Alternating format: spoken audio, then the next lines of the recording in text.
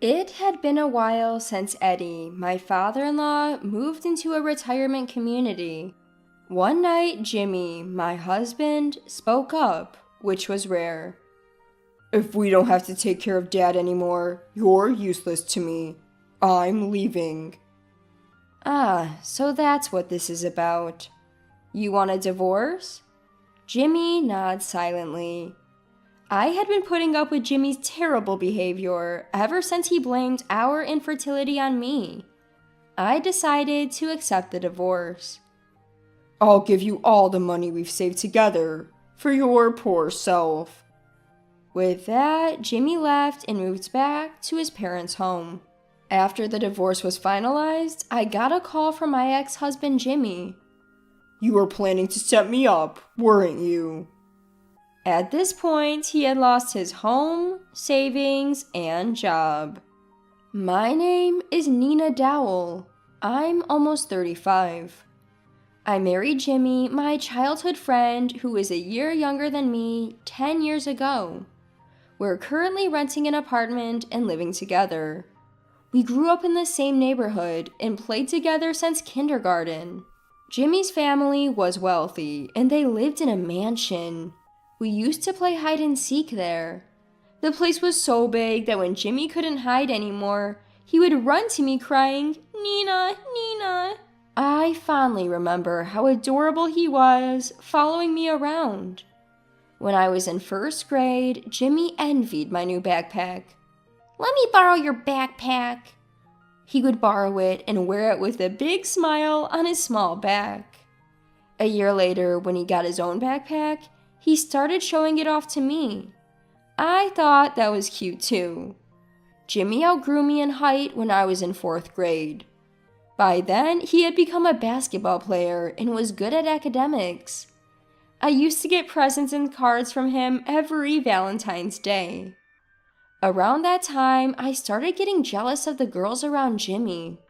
I didn't realize it then, but now I know it was love. My first love. Years passed, and when Jimmy and I were in high school, he suddenly confessed his feelings. We started dating. After graduating from college and working for about 2 years, we decided to get married. Looking back, I've known Jimmy for a long time. My mother-in-law had already passed away, and my father-in-law was living alone in a big house. I would visit Jimmy's family home a few times a week to keep Eddie company and help him with chores. I often helped with shopping in the evenings.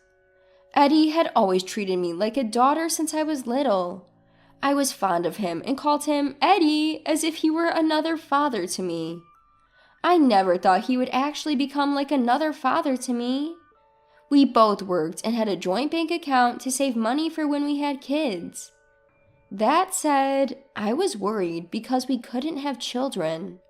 I'm already 35, which is generally considered an age for high-risk pregnancy. "You're getting older. Maybe it's time to give up on having kids?" Lately, Jimmy has been blaming my age for our inability to have children, and he's become disinterested in trying. Despite being hurt by his words, I still wanted a child with the man I love. I wished he would at least accompany me to medical checkups and be as informed about it as I am. "Go to the hospital yourself. I'm busy with work." When did my husband become like this? Is it since he started working and coming home tired every day? He's become cold towards me.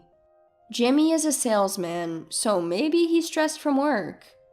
I try to make home a relaxing place for him, but it doesn't seem to resonate. As March was coming to an end and Easter was approaching, I asked Jimmy, "Where are we going for Easter this year?" He simply said, "I have to work," and went to his room. Since Jimmy would be away for work, I decided to visit both my parents and Jimmy's parents. My parents and my brother lived together happily. Because my brother stays with them, I only visit a few times a year, but they always welcome me warmly. "I'm home!" "Welcome back! Good to see you!" I decided to confide in my mom about our struggles to conceive.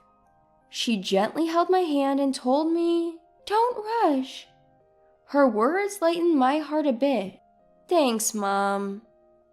Time flew by as I relaxed at my parents' house. It was already evening, and I had to go home to prepare dinner. "I'm leaving now." Come back anytime. Home is always warm. I returned home feeling fulfilled and waited for Jimmy. He came home around 7 p.m., but he had already eaten dinner and went straight to his room. I ate a hamburger alone and put Jimmy's portion in the fridge. I was so happy during the day, but now I feel like crying. I wondered where I went wrong, but couldn't figure it out. Did I ever neglect Jimmy? Did I ever say something cold to him? Thinking negatively is a bad habit, so I decided to go to bed early. When I woke up the next morning, Jimmy had already left. I hadn't heard he would leave so early, so I couldn't see him off. The hamburger from last night was gone. He must have eaten it this morning. The empty plate was left in the kitchen. I've been telling myself that Jimmy is tired from work, but I work too, and I'm starting to feel like I can't take it anymore. Since it's my day off, I headed to Jimmy's parents' house in the morning. Welcome. Eddie greeted me warmly. "Are you about to have breakfast?" He hadn't eaten yet, so while Eddie prepared some bread and coffee, I made scrambled eggs and cooked bacon. I was worried that I might be intruding so early in the morning, but Eddie smiled and said, "Thank you, it's delicious." "It's been a while since someone complimented my cooking, and it feels really good." Jimmy used to enjoy my cooking, but he hasn't said anything like that in years. "I'm glad you like it, Eddie." Since I could spend my day off at Eddie's, we chatted and watched TV until the evening. We even got excited talking about a TV show we both like. You like that show too, Nina? Eddie and I have quite similar tastes. I decided to prepare not just lunch and dinner, but also some meals for Eddie to keep. "Thank you so much for doing all this," he said multiple times as he saw me off, warming my heart. On my way home, I saw something shocking. Jimmy was coming out of an arcade, dressed in a suit. Maybe he finished work early because of Easter and stopped by. That thought crossed my mind, but I couldn't shake off my unease. The next morning, I decided to follow him to see where he was going. I felt guilty for doubting Jimmy and thought about turning back several times, but he ended up going to the same arcade as yesterday. Jimmy is lying to me. The realization hurt. When he came home that night, I confronted him about what I'd seen. "Were you really at work? Please be honest." I tried to ask as gently as possible, but Jimmy didn't apologize. Instead, he raised his voice. "We used to have some money to spend freely, but now we don't because we're saving for the future." "But that's for our future children." "At your age, you can't have kids anymore. I want to stop saving and enjoy the present." His words left me stunned, a mix of surprise and sadness. I couldn't find the words to respond. The conversation ended there. Jimmy sighed and went to his room. It was clear he wasn't thinking about our future. A few weeks later, I got a call saying Eddie was injured. I rushed to the hospital, but Jimmy said he was too busy with work to come. Eddie's injury wasn't serious, but it led to the decision for him to move into a retirement community. Eddie himself suggested it. "I don't want to be a burden on you, Nina." I told him it wasn't a burden, but I also realized I couldn't be there for him all the time because of my work. I helped Eddie with the paperwork and preparations for moving into the retirement community. "How is Jimmy doing lately?" "He seems busy with work." That's all I could say. Eddie seemed to sense something, but didn't press further. Jimmy hadn't visited his parents' house for a while, and didn't help with any of the preparations. A few days later, the day came for Eddie to move into the retirement community. I accompanied Eddie to the retirement community early in the morning. It was already hot outside, and I was sweating after just a short walk. Jimmy was off work today, but he said, "You going alone is enough," and left for somewhere else. "Nina, you've been a real help. Thank you." "I'll visit you again on my next day off." Eddie smiled warmly at me. One evening, after some time had passed since Eddie moved to the retirement community, Jimmy surprisingly initiated a conversation. "So, now that Dad's in the retirement community, you don't have to take care of him anymore, right?" I tilted my head, not understanding what Jimmy was getting at. Jimmy continued, serious-faced. "You're unnecessary. I'm leaving this house." I see. So, you want a divorce? Jimmy nodded silently. Ever since he blamed me for not being able to have children, my feelings for him had cooled. I easily accepted the divorce. We started discussing property division, including our shared bank account. I'm not good at these kinds of conversations, but they're unavoidable. That's when Jimmy said, "I'll give you all the money we saved together." Jimmy seemed to have strange confidence because his family is wealthy. As we proceeded with the divorce, Jimmy moved back to his parents' home. Goodbye. Yeah. It felt so anticlimactic, considering we'd spent so much time together since we were young. A few days after Jimmy moved back home, our divorce was finalized. Both of us were about to take new steps in life.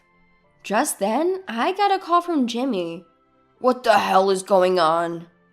He said that movers had suddenly shown up at his parents' house and started taking furniture. He accused me of doing something. Actually, when Eddie was still at home, he had told me. "Jimmy never visits. Maybe we spoiled him because we had money."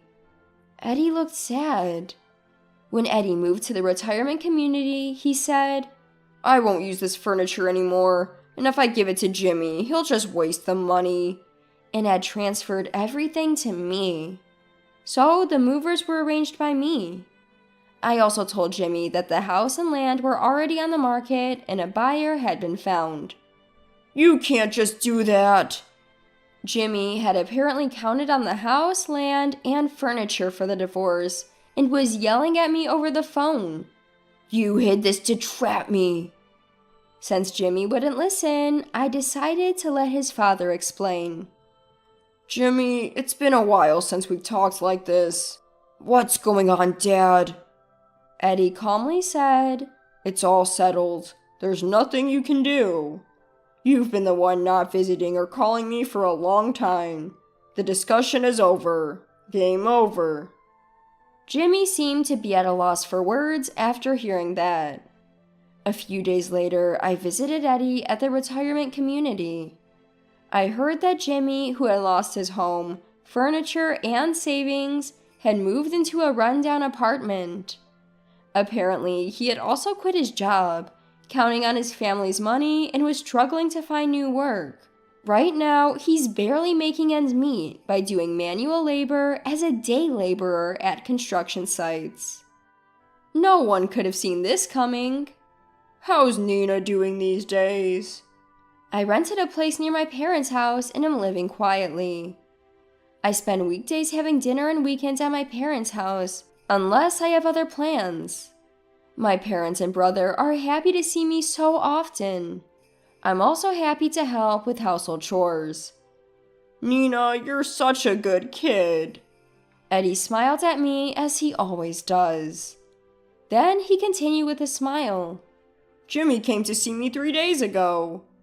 He asked how I was doing here and if there was anything he could do for me." Hearing this, I felt a bit relieved. Maybe Jimmy had finally come to his senses. Being in a tough situation made him realize how privileged his past self was, and what he should truly value now. Can I come to visit you like this sometimes? "Of course, thank you as always." Even after divorcing Jimmy, Eddie remains an important figure in my life, almost like a second father. I hope that someday I can have a good relationship with Jimmy again. With that thought, I head back to my parents' house. Welcome back. How is Eddie? He's good. He seems happy that Jimmy visited him. Oh, that's good to hear, my mom said. Nina, can you help with dinner? Of course. Let me put my stuff away first, I replied and quickly headed to my room. I want to protect what's important to me and continue living in this peaceful life.